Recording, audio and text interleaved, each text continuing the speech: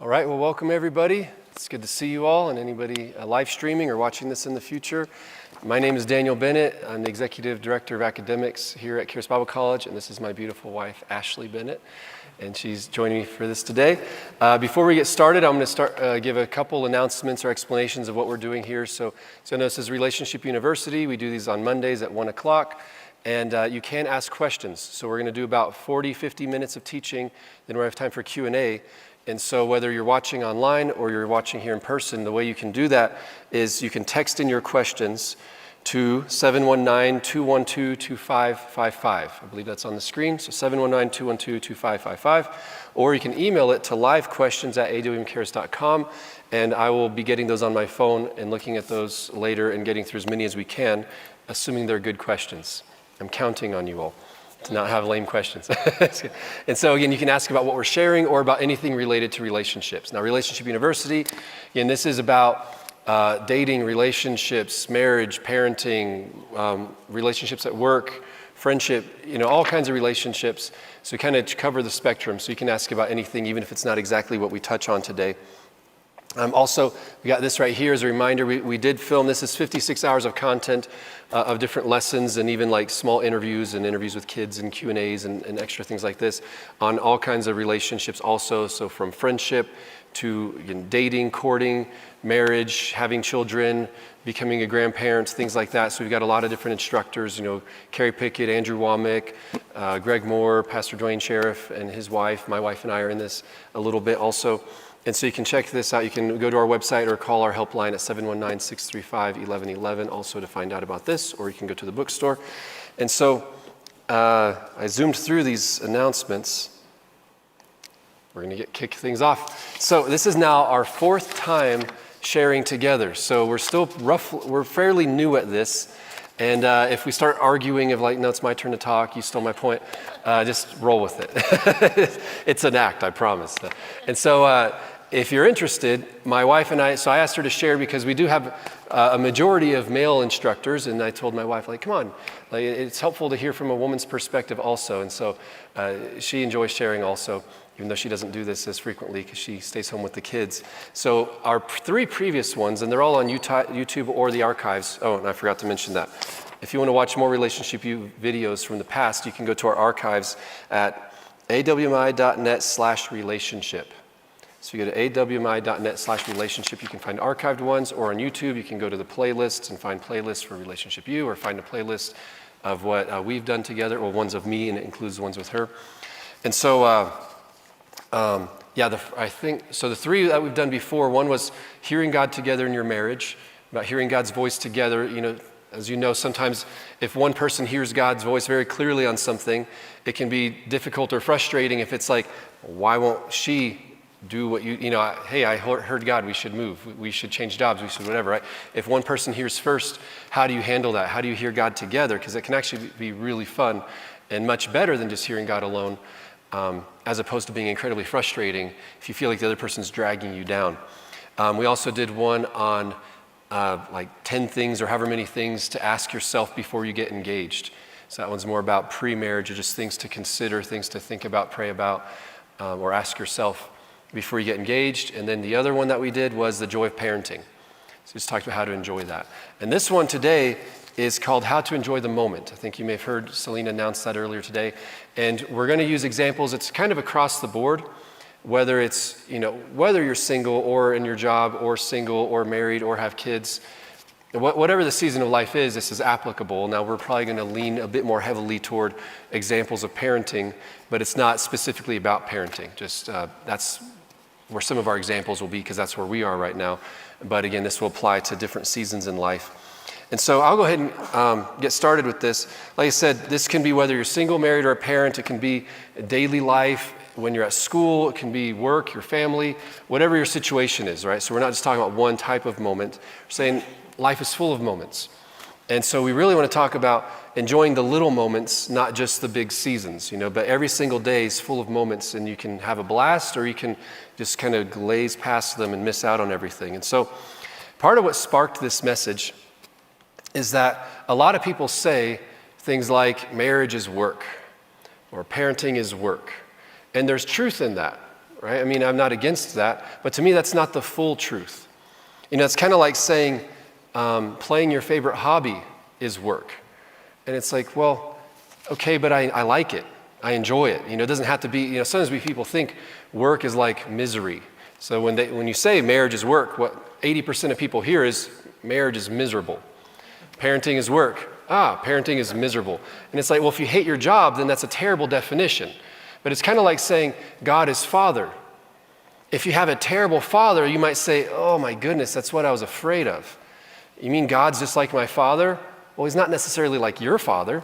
If you had a terrible father, then no. If you had a great father, then yes, and even better than what you know. And so again, sometimes if we have the wrong definition of a word, we project onto things that shouldn't mean. So again, marriage and parenting are work in the same sense that having fun is work, right? I mean, if you think about it, right, what does work involve? It involves energy, time.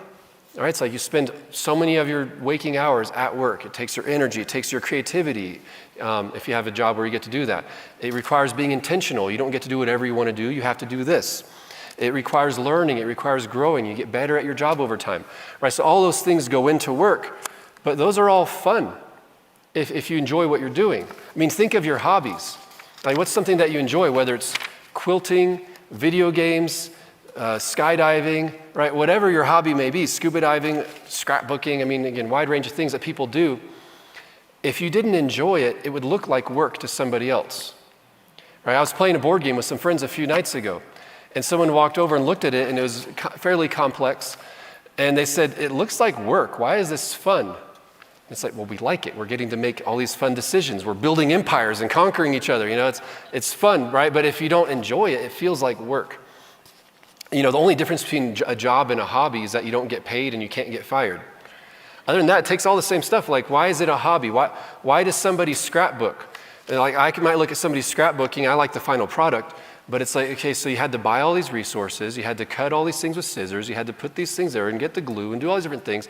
But the person who enjoys it is passionate. They're like, it's work, but I love it. And so again, when marriage, parenting, even your actual job, if you love what you do, it doesn't feel like work even though you're working very hard. And so again, it's fun to pour into these things. And so again, we want to share how to enjoy the moment, because sometimes people just hate what they do. They don't like their marriage, they don't like their kids, they don't like that they're exhausted all the time, they don't like whatever, and they just kind of miss out on some amazing things that God has for us. So we're going to give you all 10 tips on how to enjoy the moment. And some are going to be very conceptual and some will be very practical. And don't worry, I will let Ashley speak. We agreed I'd kick things off. So don't think I'm being a jerk, please. All right. So the first point of 10. Now I'm saying 10 by faith. If we only get through 5, forget I said 10. We'll do a part 2 later. We might only get through 2. Yeah, we might get through 2. So the first one is that it's not unspiritual to have fun. And I could do a whole message about this. Actually, I did. So if you go to Campus Days 2022, I did a whole thing about fun. And so I'm very passionate about fun. Go figure. I like having fun. But it's not unspiritual to enjoy life. And some people feel guilty about that and feel like, no, it's supposed to just be like, you just get the job done, you know, worker bee. That's all I am, is just work, and that's what life is. And praise Jesus, someday we get to die and go to heaven. And then you find out in heaven there's jobs, and you're gonna be like, oh no. Like, you know, if I was faithful with little, God's gonna put me over 10 cities. I have to run 10 cities? Are you kidding me?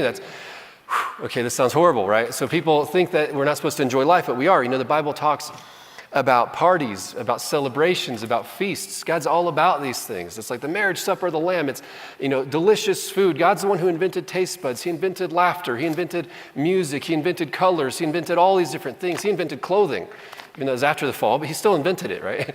And so I wonder what that looked like, right? I mean, is it? And so again, it's not unspiritual to enjoy life. And I'll pass it over to Ashley. And, you know, the Bible is full of scriptures about joy. And God created fun. He created joy. It's part of the fruit of the Spirit. Like, God wants us to have joy. And Jesus even said in John 15:11, "These things I have spoken to you, that my joy may remain in you, and that your joy may be full." So he doesn't want you to just have a little joy. He wants you to be full of joy and to have full, that runs over, abundant abundance of joy. Also Nehemiah 8:10, the joy of the Lord is your strength. So we're supposed to draw our strength from the joy of the Lord. And so serving God and loving God and living life the way God intended isn't just, daily mundane things. It's about enjoying God, enjoying his creation, enjoying different personalities and our friends and family, and just being full of joy. I mean, like, if we're supposed to be the light of this world and we have no joy, that is not going to attract a lot of people, Nobody wants to be around somebody who's unhappy all the time. Yeah, I know it's how do you attract people if you're more miserable than they are? Like, sin looks like way more fun, even if it has death. At least I had fun on my way to death. You guys look like you're dead right now, right? As opposed to just enjoying life so much that people are like, I want what you have. I didn't know that marriage could be so fun. I didn't know that parenting could be so enjoyable. I didn't know that work could be so rewarding. Things like that. So again, God wants us to have joy. Another scripture is Psalm 37, verse 4. You probably already know this one, but Psalm 37:4 says, delight yourself also in the Lord, and he shall give you the desires of your heart. Getting the desires of your heart is really fun, right? So he first transforms your desires, but then he gives them to you. That's a blast to be like, this is what I want more than anything in the world. I just got it. God's giving me continually new dreams and fulfilling them, new dreams, fulfilling them, new dreams, fulfilling them. It's really exciting. It's a fun way to live life. He gives us better desires than we had before, fulfills them, even better desires. There's things that I'm enjoying today I didn't even know to wish for back in the day. Right? Most people, if they had a genie, it said you get 3 wishes, they'd wish for stupid things, and then they'd realize, like, I wish I'd saved my wishes, because now that I've got this, I realize what I really want. Right? Again, with God, it's like you get that. You keep growing and growing and growing, and it's a lot of fun. Romans 12, verse 10. Romans 12:10 says, be kindly affectionate to one another with brotherly love and honor, giving preference to one another. That's really fun. If you're in an environment where you're kind to other people and you get to overflow with kindness and generosity toward other people, and they're doing that toward you, that is really fun. When you like people and they like you back, that's really fun. It's a great way to live. When people like me, I'm like, I knew there's something smart about you. Like, I'm worth liking. I'm very likable. We have something in common right away, and I like you back. And so, be kindly affectionate to one another. And that isn't just strangers. Sometimes when we think like, be ye kind, we're like, yes, I'll be kind to strangers and I'll be kind when they persecute me. But my wife and kids, no, with them, I lower my guard and I just yell at them, right? So I'll be kind in a Christian sense, but at home, forget it. I'm a total jerk, right? And so again, kindly affectionate includes your family, includes everybody. Galatians 5, 22 through 24, the fruit of the Spirit. It says the fruit of the Spirit is love, joy, peace, long-suffering, kindness, goodness, faithfulness, gentleness, self-control. Being full of those things is fun. It's enjoyable. Things that might make someone else have a miserable day, but you're like, you just got bad news. Why are you not unhappy? Because I'm full of joy. I'm full of peace. I'm full of self-control. I'm full of love and kindness. This person just cut you off. How can you still be happy today? This person just treated you badly. You just got fired. I've just got joy. I've got faith in my heart. I know things are going to work out for my good. So again, it's incredibly enjoyable to live life full of these things. Again, fruit of the Spirit, when I was a kid, I thought, this is the checklist. I have to live up to this. This is what God expects of me, to always be full of joy. And I thought it was my strength, my joy. God's like, no, I'm telling you what's inside of you. This is what you can enjoy while you live life. All of those are very enjoyable things. And so number 2, so that was number 1. The first one's basically just a license. It's okay. We could go more in depth on this. If you think it's not okay, then you might not enjoy the rest of this message. Because now we're just going to talk about how. We're not going to keep trying to convince you it's okay. Number 2 is don't wait for perfect timing. So often we don't enjoy the season that we're in because we're constantly looking forward to the next season. And yeah, there's a balance. You want to always be looking forward to things that God has put in your heart and things to accomplish. But we're missing out on enjoying the moment and the season that we're currently in because we're focused so much on something that's ahead or something that we don't yet have. I can't enjoy the moment right now because I'm too tired. I don't live in the city that I want to live in. I am single and not married. That was a big one for me. I I was frustrated that I wasn't married yet and having kids, and my friends were starting to get married, and I'm like, God, like I know you put that desire in my heart. Why is it not happening for me? And I was missing out on the season that God had me in currently. And it was like, oh, okay, well, I want to enjoy this season. And the same thing happened when when we wanted to start a family. It's very frustrating that it didn't work out on my timetable, and that we struggled a little bit more than I wanted to. And it was like, God, this is frustrating. I know you put these babies in my heart. Why is it not happening? And I was once again realizing I am missing out on my marriage. I'm missing out on time with my husband. I'm not enjoying the season that we're in because I'm so fixated on what's ahead. So you have every reason to find an excuse. There's always excuses as to why you can't be happy, why you can't enjoy the season that you're in. But don't be like that. Look for the things right now in the season that you're in to enjoy, and choose to be happy. Yeah, in the natural, there's always excuses to not be happy, to not have a good time, to not enjoy the moment. Some people think like they're brilliant because they can come up with a reason of like, why are you so unhappy? Well, did you know about this? Did you know about that? And it's like, that's easy. Anybody can do that. Anybody can find a reason to be miserable. But in the spirit, there's always excuses to be full of joy, right? So it's like in the natural, there's always a reason not to have it, to not enjoy life. But in the spirit, there's always reasons to enjoy life. Even someone was sharing me just recently about a time that they were grieving and that they actually enjoyed the tender side of God comforting them, right? So even if you're grieving, you can enjoy that season in a different way, where it's like, okay, I don't enjoy that what happened, but I'm enjoying that God's comforting me and I'm seeing a side of him that's so precious, and it can become a very intimate, precious moment. So no matter what's going on in the natural, there's always a reason in the spirit that we can enjoy life. So again, if we say, I got to wait for the perfect timing, like I don't have my dream job right now, I don't have this, I don't have that. Sometimes what we do accidentally is we let our dreams crush our present. We use our dreams as an excuse to not be happy. It's like, like if we said, like, as soon as we're not tired, we'll play with the kids. We would never play with our kids. You're always tired, right? You say, as soon as we have enough money, as soon as we have enough time, right? And you just push it off. Say, I'm not going to enjoy right now because tomorrow's going to be better. I'm all for delayed gratification, but I also like living in the present too, right? You don't want to push everything off and say, I'm grumpy today because tomorrow it'll all be great. Because when you get to tomorrow, you only know how to be grumpy. So it's amazing. Today is the future of 5 years ago that we told ourselves, I'll be happy then, right? But if we don't train ourselves to enjoy the moment in the present, then we won't know how to do it tomorrow. Yeah, and kind of like what Daniel was saying, there's always a better time to do something, usually. Like there's almost always going to be a better economy, a better time, that you think to have kids, to get married, whatever. But you're never going to do the things that are in your heart if you keep putting it off for a better time, or, when I have this done, or when I've accomplished that, then I'll focus on maybe getting married and having a family. Once I reach, this level in my career, then I'll start to focus on spending time with my family or whatever. And you're just delaying enjoying life. You're just putting it off until later and later. But then, like Daniel said, you're just going to keep doing that. It's just becoming a habit now. Mm-hmm.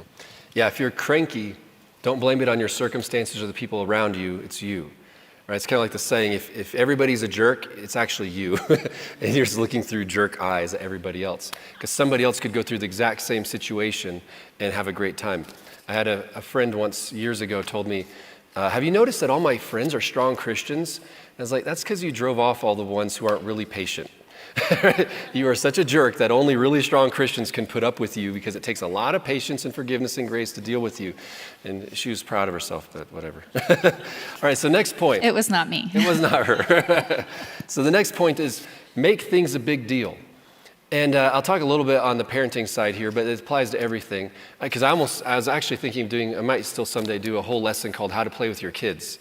But I don't know how to spiritualize that one right now. It's just a long list because I didn't know how to play with the kids. I'd never done that. But I'll weave a little bit of that into here, but I'll say that for another day. Basically, though, make things a big deal. Don't wait for things to fall on your lap, for amazing moments to fall on your lap. There's some things that are just amazing moments that just happen. You just stumble into them. But if you wait for them to happen, now you just live your life hoping that something amazing happens. But you can be intentional. You can make it happen, right? And one of the ways to do that is to pay attention, right? You can learn to recognize potential for great moments. Say, you know what, this right here, this could be something awesome. I could choose the left path and have this be like every other day, or I could choose the right path and make this something really special. I can make it a really big deal. If you think about it, right, what are big deals that just are typically big deals in life, right? So you got weddings, birthday parties, at least when you're a kid, getting a driver's license, a vacation, a first date, a baby's first steps, a movie that you really want to see finally releases and you go Thursday night at midnight for the opening showing, right? These are things that are big deals. So what are the main elements of a big deal? Right? Anticipation is something that you're looking forward to, right? It could be anticipation on your own, or maybe you and a bunch of people are looking forward to it so you can talk about it, right? Again, if you're getting a driver's license, right, say a bunch of 15-year-olds, they're chatting with each other like so excited about when their birthdays happen because then they can go and get their permits and stuff like that.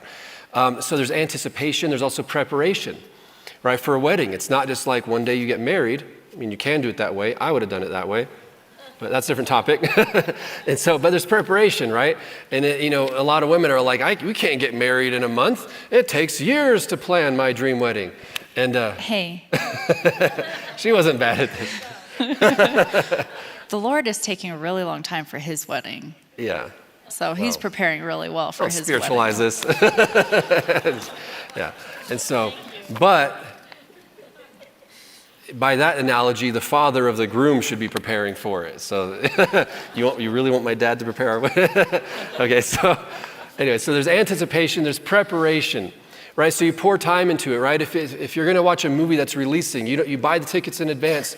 You plan, when are we going to meet? When are we going to show up in line? We want the best seats. Which theater do we want? Right? We're going to pay $20 for these tickets for the huge screen, or are we, so you prepare for it. You make time for it. You clear out your calendar. You set it aside. These are all things that become a big deal. You don't just have a wedding. You RSVP. You plan it out. You plan the honeymoon time and take time off work. Save up time from work, all kinds of stuff. You treat it as an event. You talk about it differently. You show up with expectation. And so those are all the things that go into big events, but why not take those elements and put them toward other things? You can make other things be big moments if you pour a lot of that into it, right? So say with my children, it's not just I'm going to the store, it's who wants to go with me to Walmart, right? Not a big deal to me at all. But for them, they're like, yes, and it's like, and we're going to look at the stickers and we're going to look at the toys and the bouncy balls. And it's like this huge event. And it's like, maybe it's whose turn is it? It's like, my turn to go with you to Walmart. All right, let's go. Okay, we'll take both of you, right? So again, you can make things a big deal. So again, it's like, for a long time, what we did was family worship night, where it's like every single night we just had worship time. So we wouldn't just say like, we're going to sing a couple songs. No, we're turning down the lights. We're turning on a color light. Actually, sometimes we do worship parties, sometimes we do dance parties with like techno.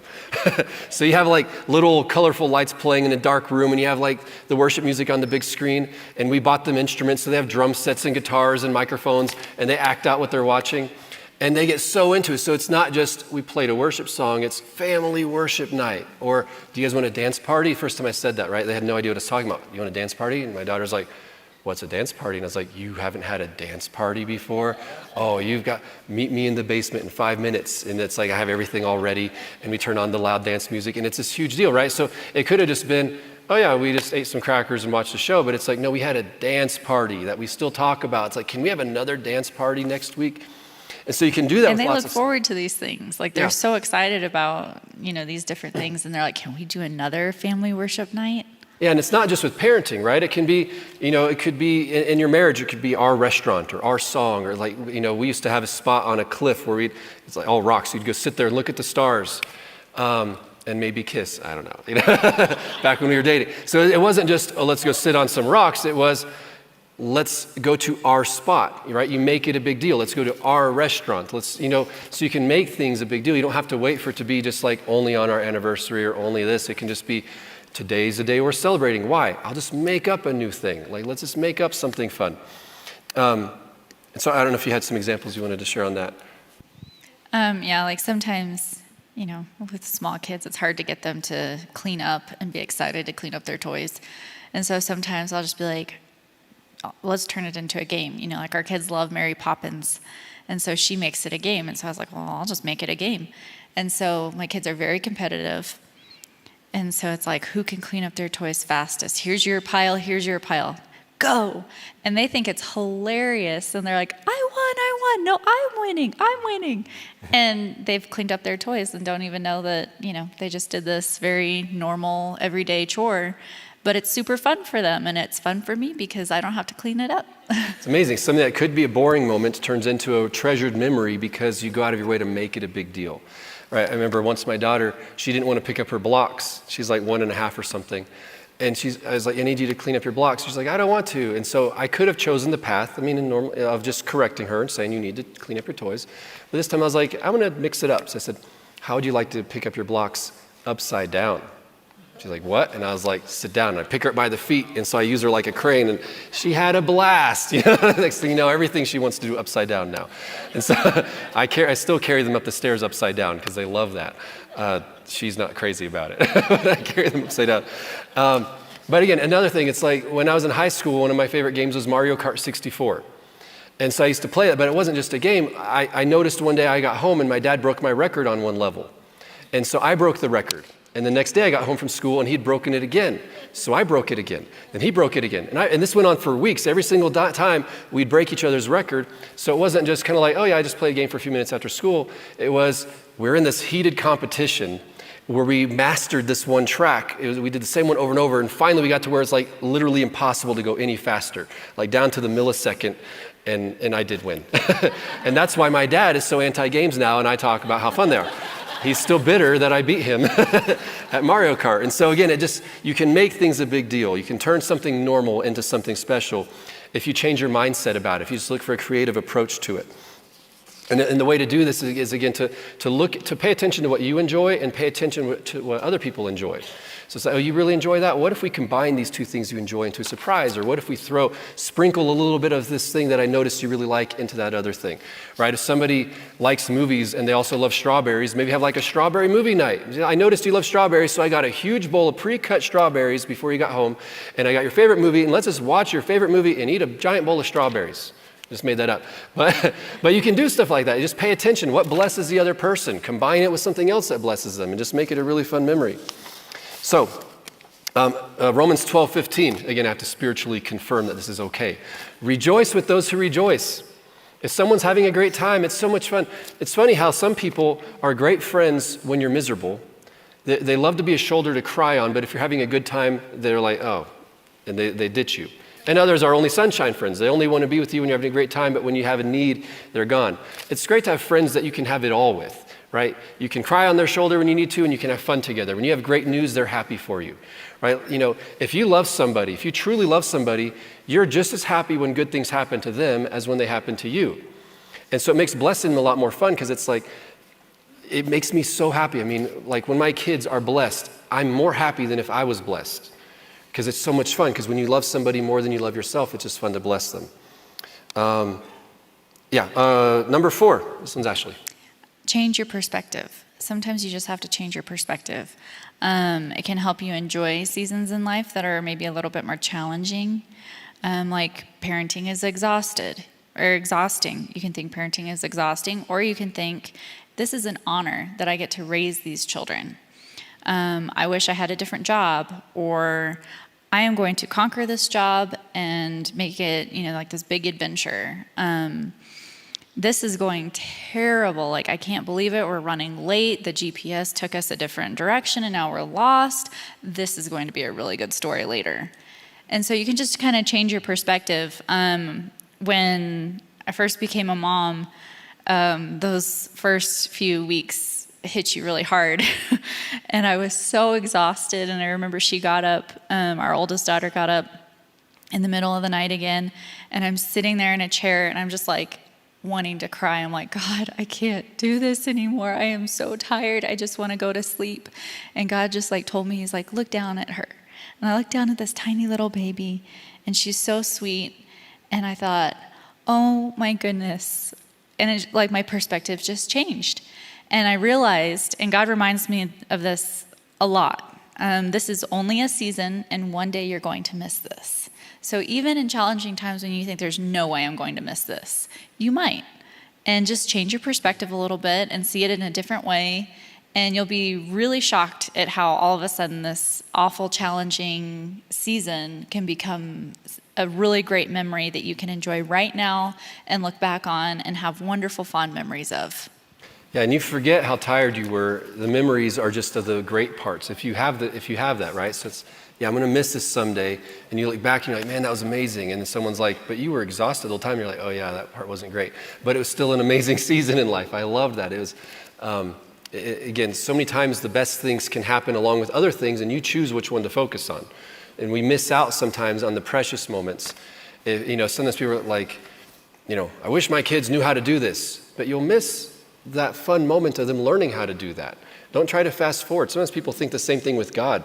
If you get, sometimes people think that God is frustrated at us, that we aren't spiritual giants from day one. But it's like, well, if God's anything like any other parent, right? It's you enjoy watching them learn how to walk and learn how to talk and learn how to not spill their water and learn how to, all these different things that you could be annoyed by it. You just made a mess. Or, oh, wow, that's hilarious. You just dumped, again, you can just change your perspective and it changes everything. You can choose to laugh about something. Especially accidents. Some people, it grieves me when parents punish their kids for accidents. They're kids, they're learning. They're not being rebellious, they just don't have the motor skills yet. They just don't know, they made a mistake. And so to me, you can choose to, get frustrated. You just broke my vase. I don't know, I don't have vases. You might, I don't know. Right? Or you can just choose to laugh and just kind of enjoy the moment. And just kind of, sometimes we even tell our kids like, that wasn't funny. Or sorry, it's like, that was funny, but you shouldn't do that, right? So when they disobey or do something, you're like, that was hilarious. Because the other day I was telling my boy, I was like, that's not funny. And he said, yes, it is. And I said, it's not. And he says, yes, it is. And I couldn't hold my laughter back. And I said, okay, look, you're right. It is funny. That was hilarious. But you shouldn't do that, right? But he's like, I know what funny is. And there's no way that was not funny. I'm like, okay, it's true. You win. But if you do that again, I'm going to spank you. And so you can still offer correction without having to rain on their parade and just be unhappy that they're children. And without breaking their little heart. So oftentimes you just you get frustrated and you break their heart and they're like, oh, but I'm sorry. And it's like, oh my goodness, I'm sorry. You don't ruin their day. Don't ruin, a fun time by reacting. Yeah, to me, empathy toward kids is a huge deal. It's like seeing things from their perspective, and we'll get to that more in a little bit here. So number 5, and we got to move along a little bit really, really quick. So number 5 is do inconvenient things. If you want to enjoy the moment, do inconvenient things. What I mean by that is when you do the same thing every single day, life becomes a blur. I've lived seasons in life where I kind of just had the same routine for 2 years or something. And my memories are kind of I vaguely remember those 2 years, but it kind of flew by. But then I have other seasons in life where life was incredibly inconvenient, and it felt like 1 year lasted 10 years. And I tell people, if you want to live forever, move to Russia. Because when I lived in Russia, I was there for 9 months, and it felt like 20 years. Because every single day was a challenge. Right? Every single day I was like, nothing is easy, nothing is convenient. And so it stretches things out, but you can use that to your advantage, right? Where if you do inconvenient things, you create more memories. You mix things up a bit more. And so you don't want life to be a blur. Maybe going to the park right now sounds exhausting, but if you go, you end up having an amazing time, right? Maybe building a swing set isn't what you wanted to do that weekend, but you do it, and then you have these amazing memories of your kids playing, right? One thing we just did, we just went on that trip to Texas for the filming with the Murins for this children's movie that they're doing, because our kids are in it, and it was one of the most exhausting things I've ever done, because we've never traveled as a family of 5 before. So we had 3 car seats. We had to take 2 in from the airplane. Our luggage for family of 5, baby, stroller, the whole deal. And I used to travel all the time, just me and a carry-on. Again, even on this trip, I only had this much stuff. Babies and kids require a lot more than just a single person. So it was incredibly inconvenient, but it was a blast. It was like lifelong memories, just highlights of this was so much fun to see our kids having that much fun and doing all these things. But it's carrying 3 heavy car seats from the airplane to the car with suitcases, all these different things. Like, yeah, that wasn't convenient. And even leading up to it, we're like, oh, I regret this so much. I can't believe we said yes. It's just when Elizabeth's passion is very contagious, right? When she tells you, like, let's do this, and it's like, yes. And then you go home and you're like, Ashley, I just told her that we'd go to Texas. And so, we regretted it. But as soon as we got there, we're like, this is so worth it. I'm so glad we could have had a normal week we would have forgotten about. Or instead, now we have this lifelong memory that's amazing. And it was like a highlight for all of us. Like even our little baby who just turned 9 months old, like he had so much fun because he was being passed around from person to person and everybody was like talking to him and he was loving it. Like he loved all the attention he got. Yeah, we had a blast, the kids had a blast. It was incredibly exhausting, a lot of work. But 100% worth it. Yeah, totally worth it. When we got home, we're just like laying there, like that was worth it, but can't move. So there are things like that. But again, doing inconvenient things, it can be a key to unlocking. Or I mean, even like for husbands, like going to a restaurant, making a reservation, stuff like that. Whatever it is, or even things at work, right? Going the extra mile can be inconvenient, but it can unlock things. So many times, like I love people, but I'm more introverted. It's always like, I never mind if someone at the last minute's like, Daniel, we canceled plans, we're not doing anything. And I'm like, I'm kind of happy. Because secretly, I'm always happy to stay home and just do things that I have at home, hang out with my family or, hang out with all my stuff that I have at home, eat my food at home, right? Now, but when I go out, when I take the effort to go hang out with people, I always have a great time. 99% of the time. Sometimes you're like, oh, that was a dud. Okay. So moving on. So number 6 is don't let bad moments ruin the entire day. And this one's huge. Now this one, especially in marriage and in parenting, but I'd say the same thing's true at work, where sometimes things are going great and something happens. A meltdown, an argument, something rude someone says, whatever it is, you get to choose, okay, is this going to be the theme of my day? Is this going to make me angry all day long, or are we going to move on from this, right? If you're a bride and you planned your wedding for a year and you get there and someone else is wearing a white dress that looks better than yours, and you're like, okay, am I going to let this ruin my wedding? No, I'll just kick her out and go. Depart. You need security, you need bouncers at your wedding. And so, maybe somebody cuts you off in traffic on your way to do something fun, or maybe you're stuck in traffic and now you're going to be late, and so you're frustrated. Maybe you get into an argument. Maybe the kids are having a great time and then one of them has a meltdown. Now with kids, this is extra easy because they bounce back and forth very quickly if you let them, right? It's like great time, meltdown. Now you could make that the ending of the day. Okay, meltdown, the day's ruined. Because now you get caught up and, if you have a temper too and you handle it poorly and all this stuff and now the whole thing's ruined. Or you could, again, if you're mature enough, you can look for ways to salvage it and be like, okay, let's hit a reset button.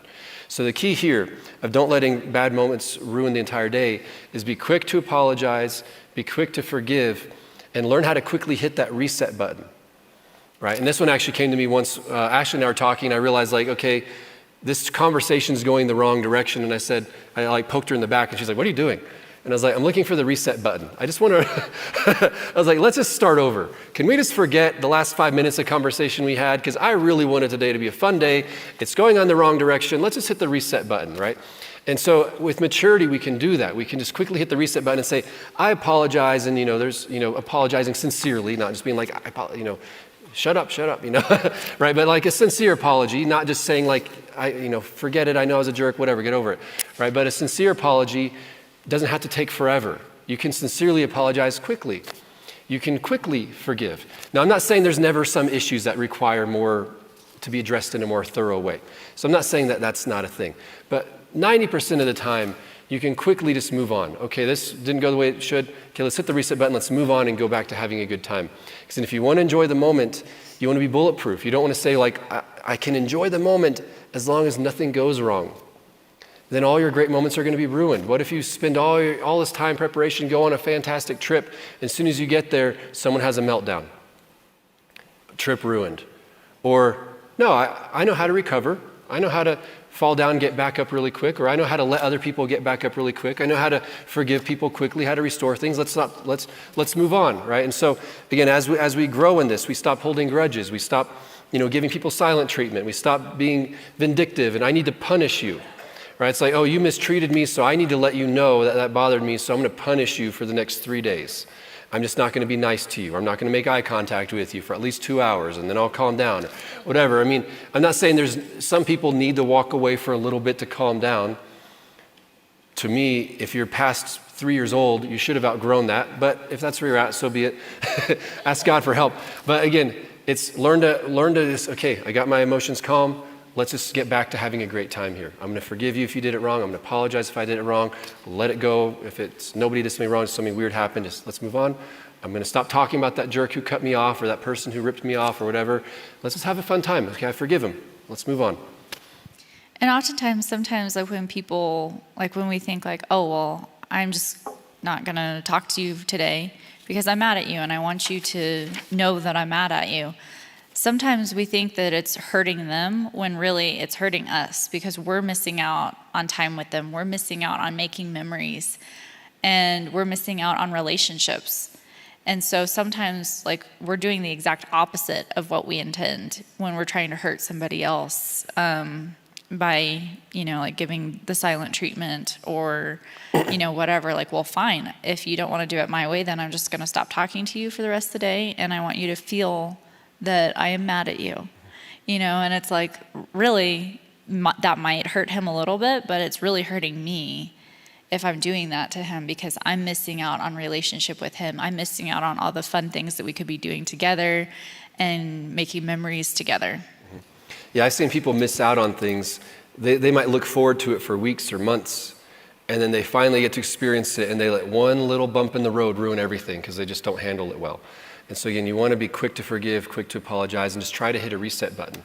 Again, even with kids, where it's like you might have to correct them, but they'll be fine in 5 minutes if you let them be fine, if you let them move on, right? Where it's like, I still love you, everything's great, I'm proud of you, you're awesome, that was a bad decision, but let's move on. I'm not going to make you feel the weight of this. You don't have to carry this forever. Sometimes people say you need penance. You need to feel bad for a while. It's like, well, now our day's ruined, right? No, course correction. Let's move on when you can. So number 7, we'll probably go a little bit over and have a little bit less time for Q&A, but we'll get through these. So number 7 is specifically for parenting. I guess you could tweak it for others. When you say no, are you saying no for you or for them? For your benefit or for theirs? And this is kind of a quick one, but basically kids need boundaries, but sometimes parents use that as an excuse to be completely selfish. And they just get on a power trip and it's like, I'm the parent, we do everything I want to do. And it's like, can we do this? No. And they don't justify it. Well, secretly, what God knows and what you know is because I'm lazy, because I'm selfish, because I don't feel like doing what you want to do. I only want to do what I want to do. And so again, sometimes parents confuse because again, kids need boundaries. We tell our kids no all the time. But the question is, are we saying no because they need boundaries, because we're looking out for them, we're caring for them, they need their bedtime, they need to eat their vegetables? Or are we saying it because we just don't want to bless them, because we want it to just like, I don't want to, it's too much of a hassle for me, it's whatever it is. Are we saying no just because we're actually self-centered, right? The thing is, believe it or not, children are real people too. We all were children at some point, so we may remember this. Children are real people too. They have thoughts, they have feelings, they have needs, they have desires. Now, they don't have the maturity to know how to handle everything, and they don't know how to express what they want and need perfectly. And children have to learn selflessness and things like that. So they need that coaching. But just because they need coaching doesn't mean that we should just dominate every single part of their lives where it's like, if I don't like it, we don't do it. We eat my favorite meal, not your favorite meal. We go where I want to go, not where you want to go. You have to do this, do that, do that, do that. Again, don't let it turn into a power trip, because again, the reason why this fits in this context is because a lot of the special moments won't come from you. They'll come from you being selfless towards someone else. It'll be someone else's idea. So, maybe your children or your boss or you're an employee or a coworker or your spouse or a friend have an idea, and if we don't just shoot it down all the time and say, I don't want to, it might spark something really amazing. I mean, even somebody, it's like, try this. Now it looks gross. Just try it. It looks gross. Just try it, please. Right? They're trying to help you have a good time. And so if you just say, okay, I'll try it, and you try it and you spit it in their face and say, that was terrible. Just kidding. Right? But you may discover something new that's amazing. Right? And so, again, when you say no, are you saying it for you or for them? So in the sense of parenting, is to not go on a power trip and just be a total jerk to children. Again, a lot agrees me when I see people mistreating their kids in public, I don't see in private. When you see people, like some parents, it's like if they hear laughter, they just get angry. It's like, be quiet over there, tone it down, whatever. It's like, but why? You're missing out on a fun moment. What if you joined them instead? Instead of just saying like, I hear too much noise, right? Now I'm not saying that you never have boundaries and you never like screaming nonstop at the top of their lungs, but some people again take it so far where it's kind of like, if I hear any noise, if you play in a way that makes noise, if you laugh, if you're having fun, like I need to shut that down because you must be misbehaving because it's annoying me because I'm focused on what I need silence right now, right? So again, it's some of the best moments in life are when you give up what you thought you wanted to do and you embrace a moment that presented itself. Like, oh, they're having fun doing this. I was doing this. You know what? I'll fix this later. I'll clean this later. I'll do this later. I'm going to go join them right now. They're having a blast. I want to go play this game with them real quick. So sometimes we miss out on moments by being having too much tunnel vision on what we were planning on doing. Yeah, and Jesus made time for children too. Like, children are important to Jesus. I won't take the time to read it, but in Mark 10, verses 13 through 16, the disciples are rebuking people who are bringing children to Jesus, and Jesus was displeased with the disciples. And he said, let the children come to me. And he took time, like he stopped teaching to let the children come to him and for him to take the time to bless each one of them. And so Jesus made time for children because he saw the value in children, and we should do the same thing. Yeah, again, and it's not just with parenting. In marriage, you might not like that I'll share this, so I'll look this way. Again, one time my wife was watching a reality show like Married at First Sight or something.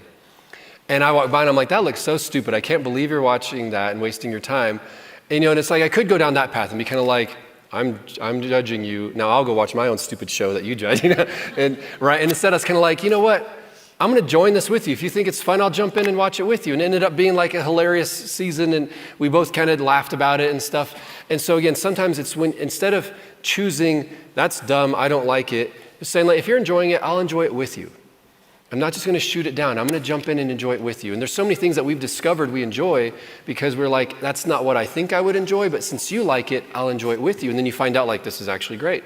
There are so many shows that I enjoy now that I thought were so stupid just because I took the time to watch them with him because I was like, well, I want to be with you. And so let's do this together because you say it's fun. Sci-fi nerd now.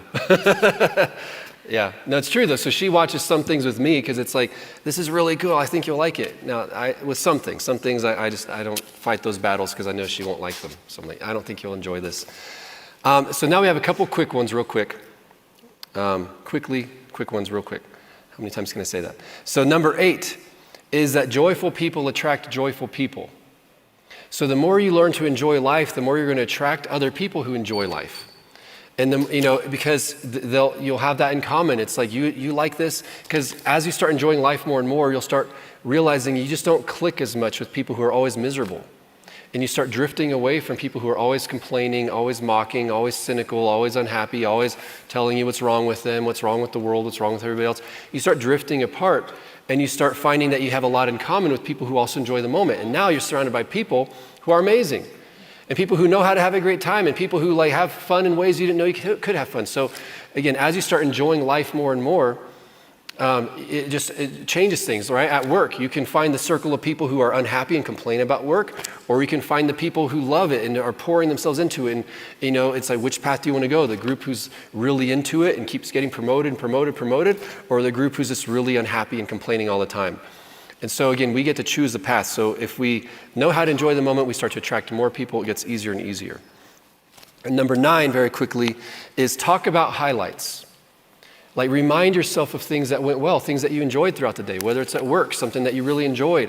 Listen to each other, celebrate the victories of the day, or in your marriage, talk about things that were really fun. Like our honeymoon to Puerto Rico was hilarious. Like, it was fun, but like our first room had a fire alarm that was broken and it was making this loud noise all night long. It was the worst sleep of our lives. like worse than, we got less sleep then probably than having our babies. It's like the worst, just like, because it's going all night. It was the worst, and the mattress was totally caved in. It was So we were like rolling into the middle of the bed and towards each other.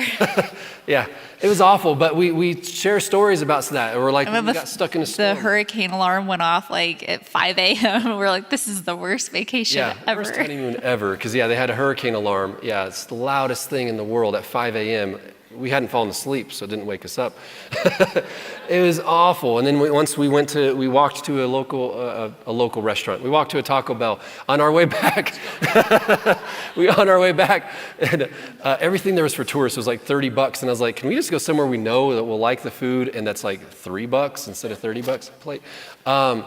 But it was like the heaviest rain we've ever seen, where we were just drenched. And so, again, we tell each other stories like, remember the time we did this, remember the time we did that? And it, again, just reinforces the time, talking about moments you've enjoyed helps you appreciate them more, and it kind of positions you to look for more moments that you enjoy, right? Kind of stirs up that thankfulness. A lot of it's having that thankful heart. And as you remind yourself of things you're thankful for that you enjoyed, it teaches you to be more thankful, and then you get better at being thankful in the moment when fun things are happening.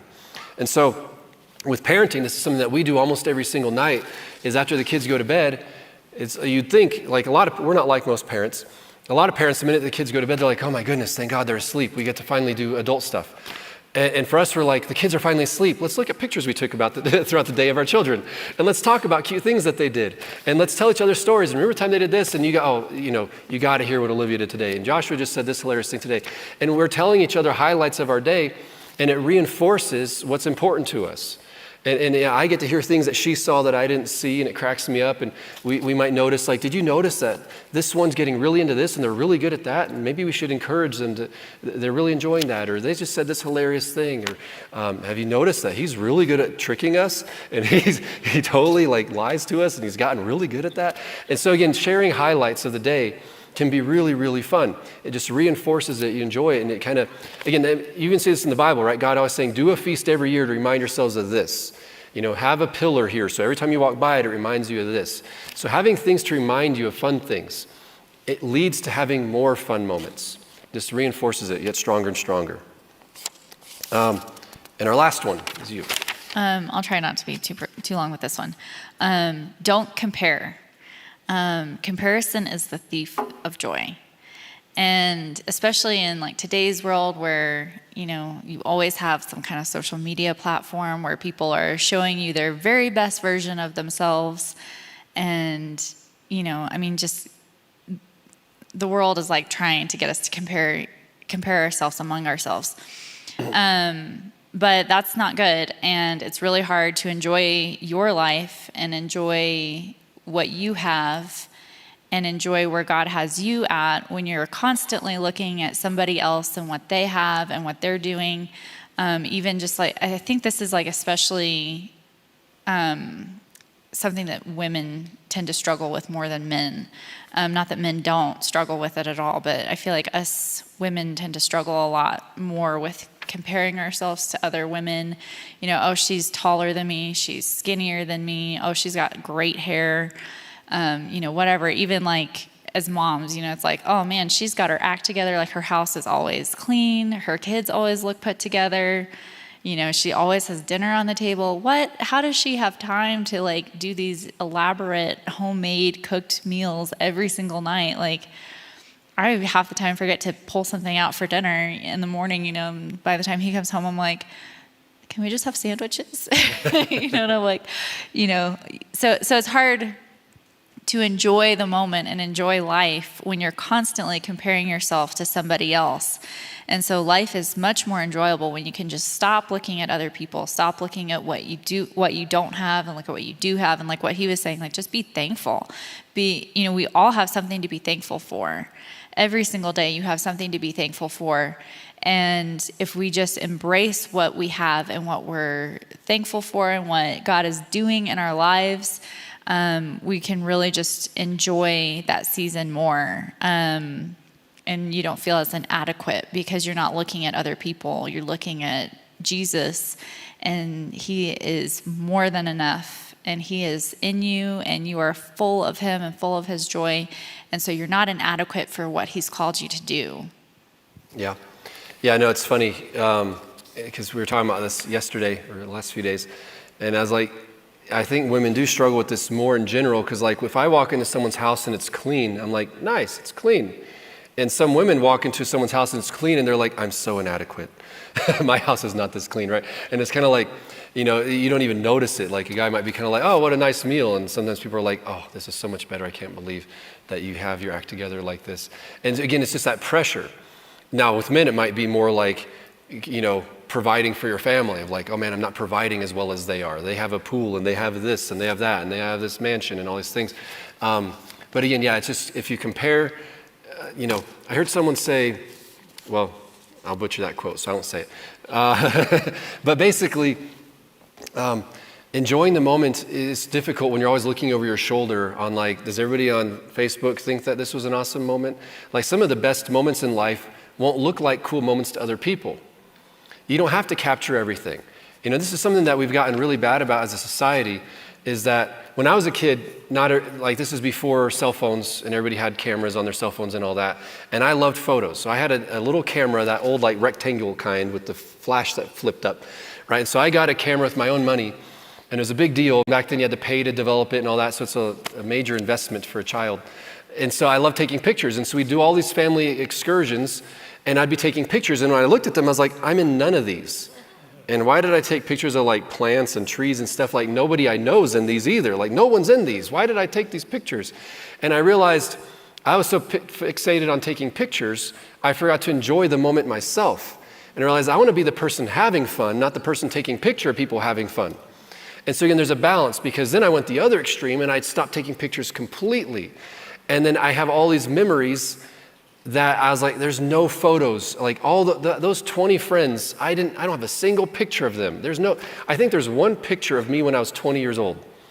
And it's not even a good one, right? It's like there's years where there's hardly any photos that I existed because I was behind the camera. So again, there's a balance of you want to capture memories, but you don't want to get so fixated on capturing them, you're not having them. Where it's all simulated memories, where it's like, we'll stand here and we'll pose like this, take a picture, and that's cool. And it's like, but did we do anything fun while we're there? So again, finding that right balance of like just enjoying the moment. Sometimes you don't have to film it, sometimes you don't have to take a picture, because sometimes that causes us to then post it online, and now we're kind of comparing or competing with people. And so did this impress people? Does this look awesome? Does this look super cool? And again, it just takes the fun out of it. Yeah, and sometimes then, you know, we're spending our time trying to get like the perfect photo instead of spending time making memories with our family, you know. And like for me, like I love pictures. I take pictures all the time. But I was finding that I'm like, I have these memories, but I was so busy taking pictures that I missed out on like being present, because I was so worried about getting pictures of everything. And so I'm trying to like find that balance of like, I want the pictures so that I always have pictures of that wonderful memory, you know, videos of how cute his voice is right now, you know, or things like that, but also being more present with my family and enjoying the moment with them, as opposed to capturing the moment through, you know, video or pictures or whatever. It's like when people watch fireworks, you know, and they all hold up their cameras filming it, and they're watching the fireworks through their camera, right? You're watching your children through the camera, and it's like, they're right there, look at them. And it's like, I'm looking at them here. And they're missing, you know, for a while I realized, because especially with our first baby, we took so many photos. I mean, there's more photos of the first month of my daughter than in my entire life of me. Probably the first day of her life. I mean, thousands and thousands of photos. And after a while I realized, like, she thinks I look like this. Like, she thinks I'm an iPhone, because I always have this in front of my face. So then it's like getting better about like trying to like, look at me and I'll take the picture, or try and do the selfie one or something. Because I was like, my kids, from their perspective, they're so used to seeing a camera in front of my face because I'm filming them. But from their perspective, I'm not filming them. From their perspective, it's a wall between us. Like they feel less connected to me. So it's like, I want to have that connection too. So yeah, like when we were in Texas, they're like, okay, now don't look at the camera. But our kids are so like used to like looking at the camera that like, it's like, okay, don't look at the camera, pretend it's not there.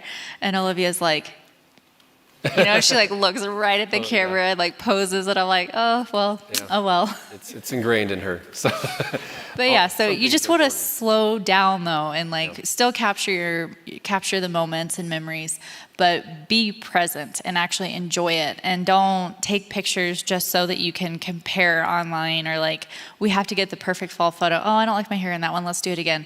You know, oh, like oh, let's fix your jacket. You know, like just take a picture and, you know, and I'm not like I said, I love photos. I'm not saying don't take photos. I'm just saying, you know, prioritize having fun with your family more than, you know, getting like the perfect photo for Facebook. Yeah, we both lean, we even now we still lean slightly not exactly in sync on this, because there's some photos where it's like a nice photo. She looks at it and she's like, look at that nice photo of us. And I'm like, that was a miserable day. That was like 3 hours into a photo shoot and I was like so done with it, right? So for me, I'm like, that reminds me of this terrible photo shoot. And, you know, so again, find a balance that works for both of you.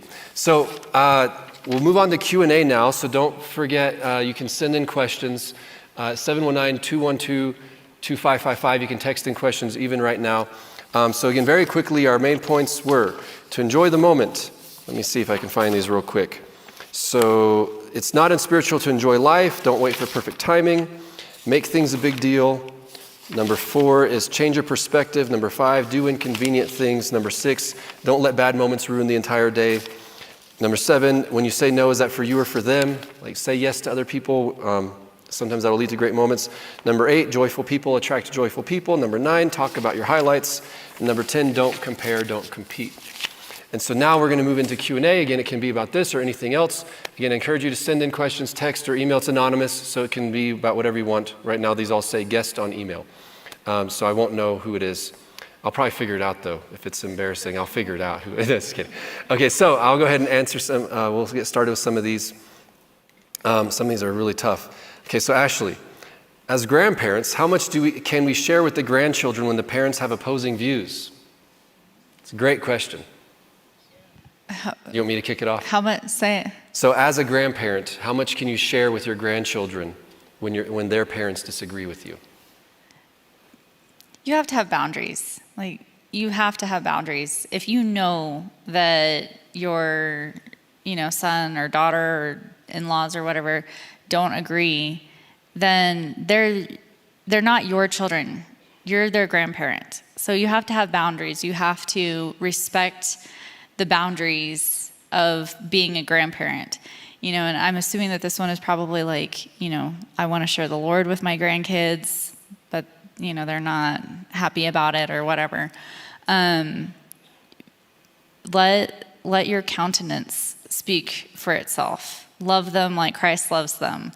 You know, things like that. So find a balance, but don't overstep those boundaries. Yeah, it's very tricky. You definitely need to ask God for wisdom in a situation like this, because if you push too much, you might lose the entire relationship. And now you can't be an influence at all. And so now if they've said definitely no, we don't want you to do this, that's one thing. If it's, you know, they disagree and you're just sharing. So to me, maybe it's appropriate if they ask questions of like, why do you go to church? Well, it's because I believe in Jesus. Who's Jesus?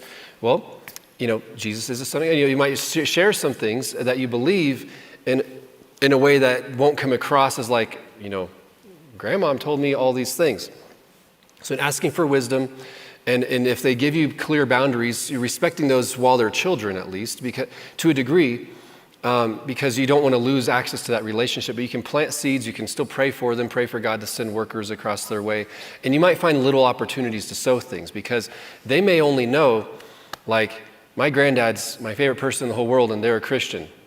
And they may not know much about what Christianity means, but when even that might be a seed planted in their heart, that when they hear about stuff later on, they're like, you know what? That resonates, you know, because I know my grandparents, they're the kindest people I know, and they are Christians, and you're telling me that Christians are wrong, but they're amazing, right? So again, there's ways that God can give you wisdom, and maybe just plant a seed here, plant a seed there. Now, if it's something like Santa Claus, you want to teach Santa Claus and the parents don't, right? I'd be like, don't even fight that battle. To me, the only one even worth fighting is if you are trying to pass on about God, about something like that. So again, you can still give wise counsel, Like, hey, it's important to forgive, it's important to whatever. So, again, grandparenting is a very tricky thing because what if you believe in spanking and they don't? Or what if you don't and they do? Or what if you believe in veggies? Or what if they don't want sugar for their kids, but you grew up with sugar and want to give them tons of sugar, right? It's supporting the parent, right? When you go to grandparent status, in my opinion, I'm not a grandparent yet, but you kind of go from being their leader to being a consultant. Where now ideally, the relationship changes, where it's like right, you still honor your parents, like as the child, as the parents, not the grandparents, you still honor your father and your mother the rest of your life, but the role changes because you leave and cleave, right? So I left and cleft to my wife, so my parents don't give me direction and say, do this, you should do this, you should do that. They can give me counsel, and I might go to them for counsel. It doesn't mean now it's counsel one of many. So it's not just like, tell me exactly what to do and I'll do it. And if I don't do it, I dishonored you. So I'm honoring you in the relationship, but doesn't mean that you have control over how I lead my family, right? So again, it's a tricky relationship there that, again, communication goes a long way. So talking, it's kind of maybe asking the parents of the children saying, are you okay with me telling them what I believe? Or do I need to, are you okay with that? And if they say, I don't mind if you tell them that as long as you don't preach it at them. Right, so find boundaries with them. Now, once they're adults, I'd say, okay, I don't have, things are different now. So I can kind of be a bit more vocal because they get to choose now if they have a relationship with me or not. But it's just tricky. Again, I'd say pray for wisdom. It's very case-by-case situational. In some cases, it may be great. If it's extreme, there may be some extreme cases where it's like, I got to witness to them either way because like this is life and death kind of thing. But again, you're playing with fire in that case because now you're possibly going to lose your opportunity to sow into them long term just because you overstepped that one time. All right, so how do you? Oops, sorry, just opened up the app. How do you lead your children or partner into confidence? So how do you help them grow in confidence? You start or me? There's probably a lot of different ways to do that. So to me, I'd say the core answer is that self-confidence is great, but Jesus' confidence is better. And that's one thing I learned growing up because I wasn't the most naturally confident person, but I found that the more I got to know God, that there's this supernatural boldness that rises up in you. Because true boldness, spiritual boldness is the same, it's the flip side of humility. Because true humility leads to you not caring what other people think because you care so much about what God thinks. Not being afraid of being judged because you know that how God sees you, right? And so that's the true side of it. Now in the natural, there's some things that you can do of, encouraging them in things that they're strong in, complimenting them, drawing things out, giving them perspective, showing them things from different points of view, right? Like with my kids, I've probably mentioned to you before, right now they love jigsaw puzzles. And so I don't just throw them a 5,000 piece jigsaw puzzle, all one color, and say, figure it out, you think you're smart, right? It's like, no, I find ones, what level are they at and what's slightly beyond their reach so that they get the joy of accomplishing something and the joy of achieving something. And so a lot of times, as we grow, it's, in my kids, one thing we say, like, how did you know that? And they say, because I'm smart. They love saying that, like they say, because I'm smart. And we're like, you are smart. And technically, the experts say you shouldn't actually do it that way, but it just kind of happened on its own, so we do both. But if you say you're smart, you're smart, you're smart, if you compliment them when things are easy for them, then they'll feel insecure when something's not easy for them. So it's actually much better to compliment them for their effort. And I'm so proud of you for not giving up. I'm so proud of you for trying again and again. That's amazing. You fell down and you got back up. That's amazing. I love that. Right? So it builds that confidence because now instead of easy for me, then when they're not, now their identity is being shaken. But if they build their identity around, I'm not a quitter. I try new things. I have confidence that I will figure this out. I don't care if it's not easy for me. I will figure this out. I will keep trying until I figure this thing out. And if I have to ask for help, I'll ask for help. I don't care. I will figure this thing out. And so to me, that can help build a core of confidence in them. Some of it, though, might be even if they have a friend who's a bully and who's always putting them down, remove that person from their life. Right? Sometimes one person who just tears them down can do so much harm. And so to me, paying attention. Are they confident with their friends or is there somebody tearing them down? Now, again, it's one thing to be By confidence, I do not mean extrovert. You can be a confident introvert or a confident extrovert. So it doesn't mean that if your child's an introvert, you need to force them to become an extrovert. They'll just be miserable. You can embrace the fact that they're an introvert. Don't make them feel bad about it. If they don't like doing certain things, that's okay. If they don't like dancing, don't make them dance. If they don't, right? So you don't have to force them into a certain personality mold, but you can encourage them and protect them from people who might tear them down and say mean-spirited things. I mean, again, we all probably remember one or two phrases somebody said to us early on that totally changed how we thought about things. And it can be good or bad, right? Somebody says, "You're so funny." You're like, "That's right, I'm funny." Or someone says, like, "That was really stupid." You're like, "I'm stupid, I should just stop talking." And so you want to protect your kids from that and encourage them, sow good things into them, because until they have a strong foundation of their own, you need to kind of be their shield for them and protect them. It's a balance between, you don't want to just expose them to the world to receive all the hatred in the world, but you don't want them to be so protected they don't know how to stand on their own 2 feet. You want to be intentional about what you let in and guard them. And I say that more from my own personal experience. Not because I fully raised my children, but because I was very aware of what was going on in myself when I was growing up. So again, but the ultimate is to point them toward humility, what God thinks about them, confidence in Him. Because once you have confidence in Jesus, you realize it's way better than self-confidence, because it doesn't depend on, because you're not good enough at some point. You will fail at some point. I'd rather have my confidence be in somebody who won't fail.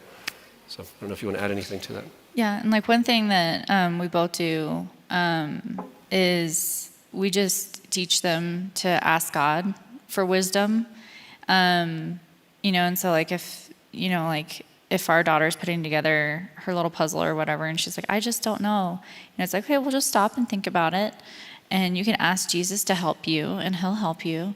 And, things like that. And so it's just like teaching them to always go back to their source and make sure that their source is Jesus, and make sure that they know that their source is Jesus for wisdom and strength and confidence.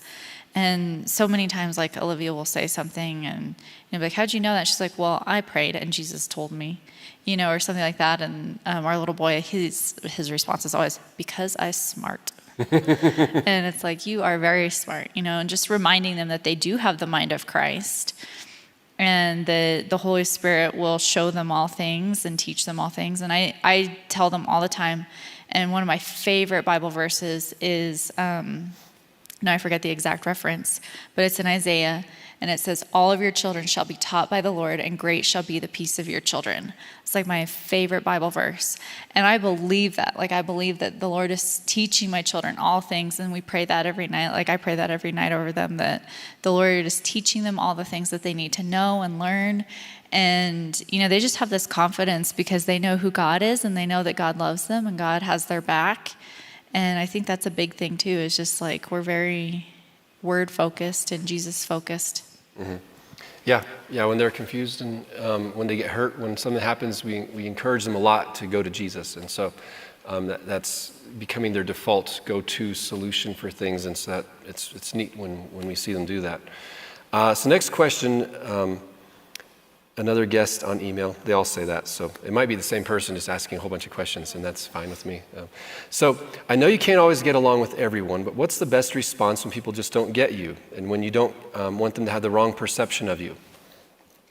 So when people don't get you, or you don't want them to have the wrong perception, this is something that I struggled with a lot for a long time, because and I think it might partly be because I grew up in other countries. So I was used to being the new person in other cultures. And there it's like you want to pay attention to make sure you're not being offensive by accident or doing the wrong thing, or kind of, how do you do this? And just, I kind of got trained to always pay attention to what other people are doing. Okay, if you're sitting down at the dinner table, like one time I messed up because they offered me juice, and so I filled up my glass with juice. And they got really offended at me, because in that family, they thought you're greedy if you fill it up the whole way. You only fill it up halfway. I was like, I just get bigger cups get smaller cups if you don't want me. Like, it was a weird thing. So you kind of get used to always paying attention to other people. And now the downside to that is that I became very aware of what other people thought about me. So I was always paying attention of like, okay, that person gave me a weird look, that person didn't seem to care, and just very focused on other people's body language toward me. And I had to kind of break free from that. And part of it was that I hate being misunderstood. or I should say I hated being misunderstood. One of my least favorite things in the world is if somebody believed something about me that wasn't true. It was incredibly aggravating if I heard somebody was spreading a rumor about me, or somebody just thought something about me or judged me, or thought my motives were different than they were, because you might do something and have the best motives and they're like, oh, well, you did this because of that. And you're like, it would tear me up. I couldn't stop thinking about how somebody misunderstood me. And I mean, really, it's had to say, God, you're my defender. Like, what you think about me is what matters. And actually, I didn't get set free from this till I saw Andrew. Andrew walks in this more than anybody I've ever seen, where he does not care what people say about him. He doesn't care. He doesn't defend himself. He doesn't care people lie about him, accuse him, all these things on a large scale, malicious, vicious, whatever it could be. And I just saw how he didn't defend himself, and God always had his back. And I realized, you know what? Because I had seasons in life where people would spread really malicious rumors about me that just were not true. And I thought I had to go find everybody and tell them my side and tell them the truth. Like, no, it's not like that. It's like this and like that. And it never worked. Then I saw Andrew, and I was like, Andrew doesn't defend himself at all, and God defends him.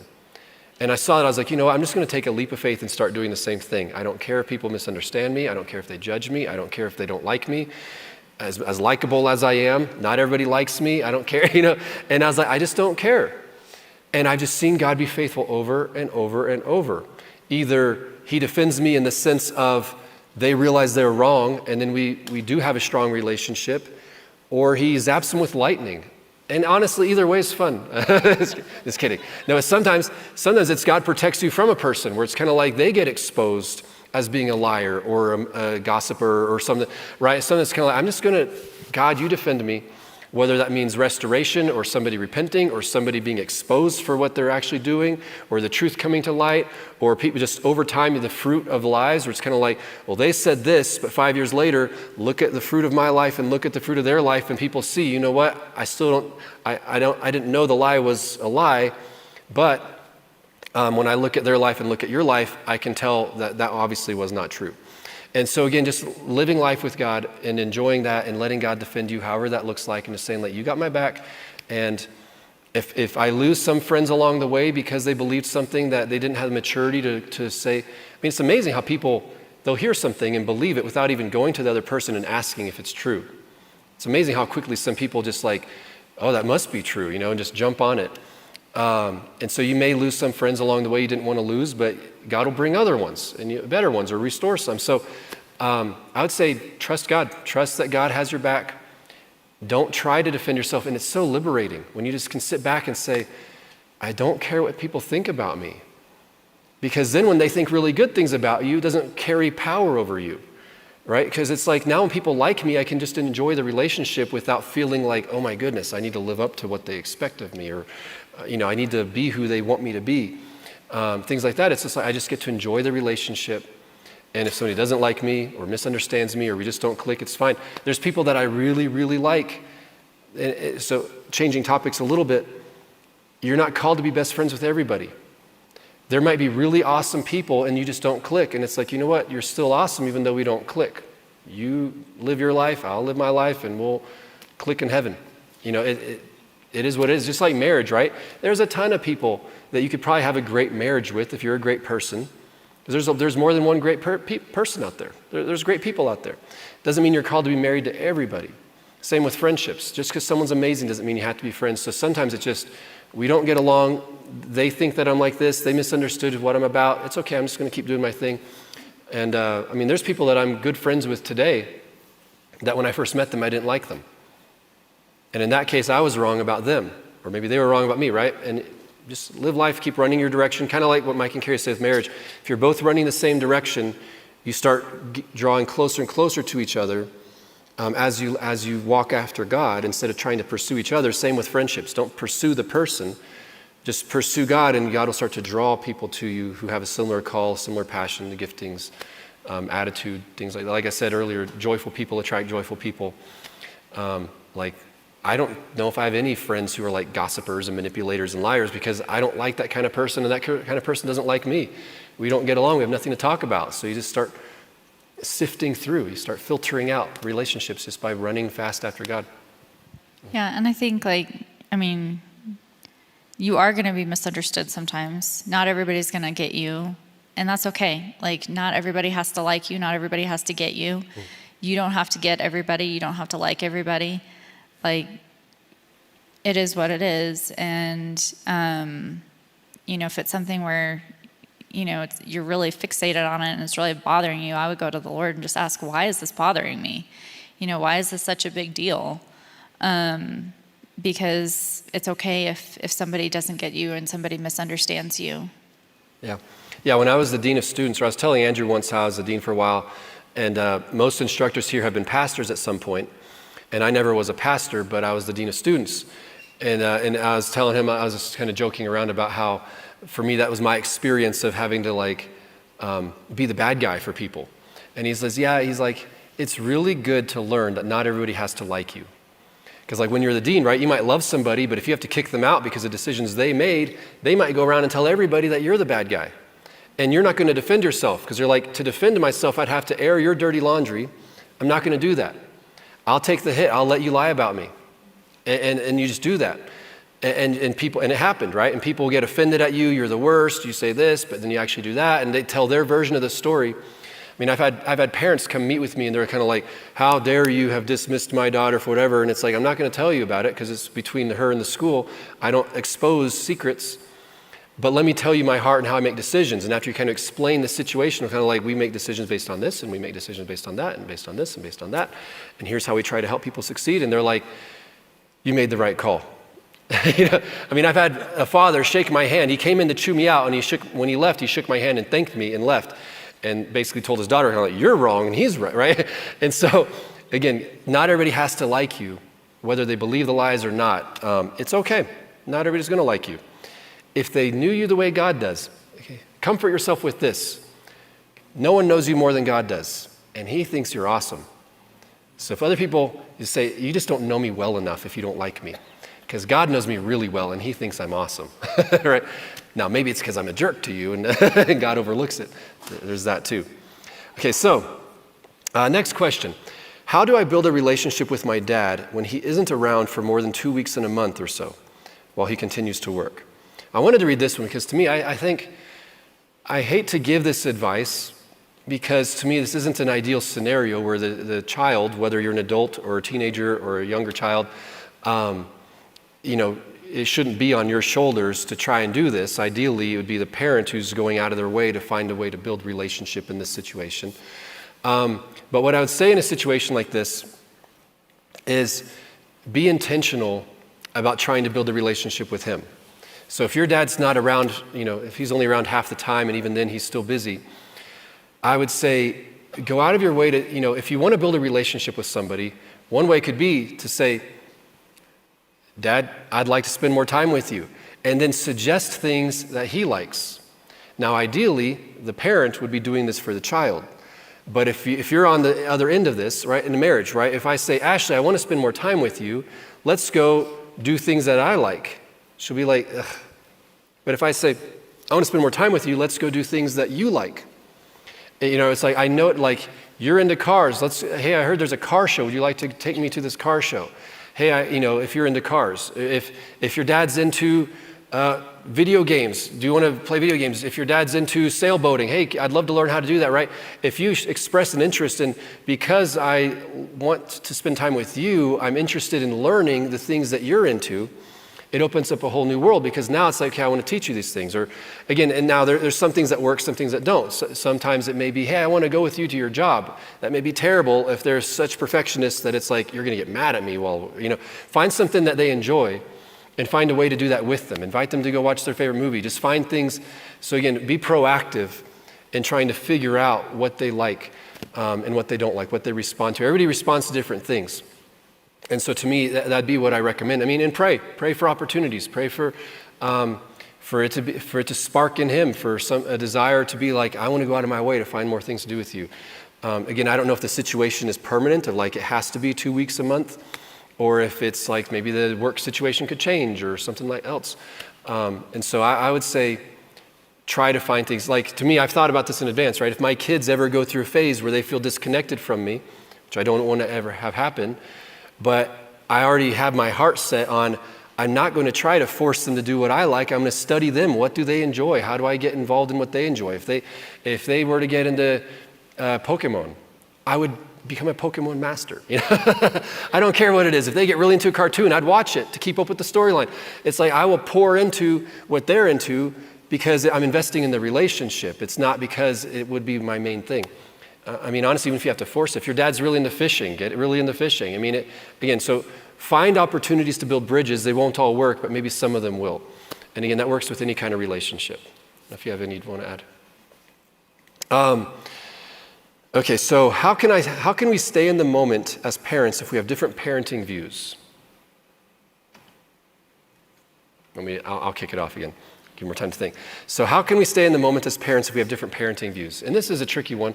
Now, again, ideally, you talk through a lot of these things before you get married, before you even get engaged, on like what are your parenting styles, right? Because if you're way on different pages, you need to find a common ground where you're not completely undoing what each other's trying to do. And maybe parenting style might be literally a style where it's like, here's my theory on how we should do this, and here's my theory on how we should do this. And you both have very intentional strategies. Sometimes when we say style, we're being polite and saying this person is a jerk and I'm trying to be a good parent, and we have different styles. My style is to be a loving parent, their style is to be a complete terror. And so we're just being polite. So I don't know if in this question you're being polite or if it literally is like, I believe in timeout and they believe in spankings. I believe in talking things through. I believe in because I said so. And we have a strategy for it. So to me, again, you have to talk some of these things through, come to a common ground, because ideally you both love your children more than you love yourselves. And so you want to find unity. Sometimes a unified plan can be better than the best plan if you're in disagreement, right? So even if you think my way is better, but in their way is worse, but if you're both on the same page with something in the middle, that might be better for the children than if you both are fighting each other and undoing things all the time to work. And by the way, don't ever explain to your kids how much you disagree with your spouse's way of parenting, because now you're creating this division, right? Of like, I'm so sorry that mommy said that to you. I would never say that to you. You don't want to go that route, because now you're creating this rift where now it's like now you're both doing that toward each other and now they're caught in the middle. And so as far as enjoying the moment, I'd say talking things through and having some agreement, right? Like, again, we're very much on the same page. I'd say like 95% on the same page. Every now and then, she might approach something in a way that I wouldn't approach it, or I might approach it in a way that she wouldn't approach it. But in the moment, we back each other up. So it's kind of like dibs, right? Whoever started it, I'm not going to correct her or tell her I disagree with her in the moment, because that'll just cause confusion and division. So I'll back her up and maybe gently nudge things in a different direction. You misunderstand each other sometimes, right? Where I don't know that she said you can't have a candy bar. They come to me and say, can I have a candy bar? And I'm like, yeah, of course. And I'm like, oh, I didn't realize. And that's like, okay, guys, coaching moment. If she said no, don't run to me, It's like that. So again, you won't always be on the same page, but you just can back each other up to a degree. Now, if one parent's like yelling and screaming at the child, don't be like, Daniel said, have their back. And you join in screaming at it, right? It's like, we're screaming right now because I got to be in unity right now. Then you kind of try and de-escalate without undermining them, right? So you might just try to resolve it and just be kind of like, hey, I kind of feel like that got out of hand. I don't think that was working for them. I think that was more temper than what was good for them. Again, every marriage is different. It's hard to know in these questions if you have a great relationship with your spouse or a terrible relationship with your spouse. So many variables in this.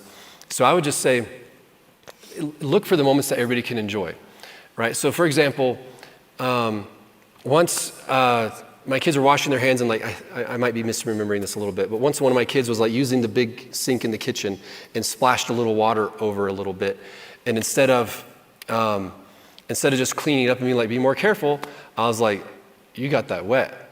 And she started laughing, and I grabbed the hose and just sprayed her and made a huge mess in the whole kitchen. But I was like, you know what? It's worth it. Now, see, normally she'd be kind of like, Daniel, why are you spraying all over the kitchen? But she just kind of is like, okay, we're doing this. Like, okay, we're having a water fight in the kitchen. I'm just going to roll with this and enjoy the moment. Instead of her jumping in and saying like, stop it, I can't believe you guys are making a mess. She's like, okay, this is a once in a blue moon moment. We're just going to have a water fight in the kitchen.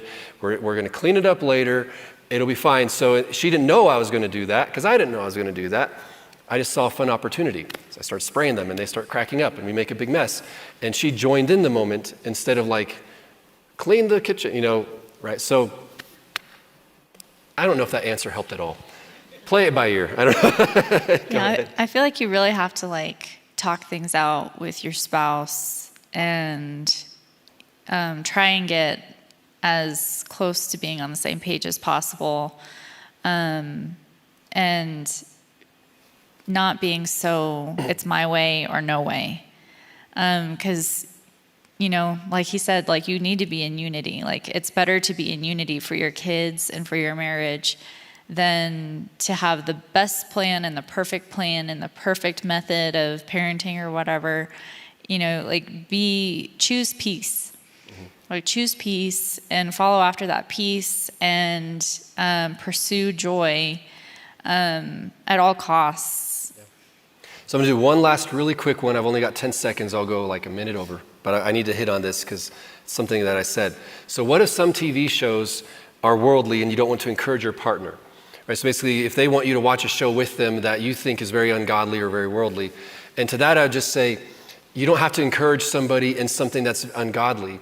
But, you know, again, just like with anything else, there might be 100 shows she likes and 100 shows I like, and 5 that overlap. Then we'll just watch those 5, right? So you can find ones where you do enjoy them together. So maybe you're like, hey, I don't like that show, but sports are fine, so I'll watch sports with them, right? Or, you know, find the ones where you overlap, where it's like, hey, this is fine, where I'm not opposed to this. It's not, you know, like a horror thing or something that's just sowing negativity or just like lust of the flesh or whatever into your mind. So again, you don't have to compromise in that sense, but surely there's some things that you can overlap in, that you can find something that you both enjoy. So there's a lot more questions. I'm sorry we didn't get to more of them, but I hope this has been a blessing to you all. If anybody needs prayer, you can call our phone line at 719-635-1111. I don't know if we have interns here, if anybody in person, so we do. If anybody needs prayer right now about anything, you can come forward, and we've got some prayer ministers here to pray with you also. So again, we pray this has been a blessing to you, and we hope you enjoy the moment. Enjoy the rest of your day. So have a good one.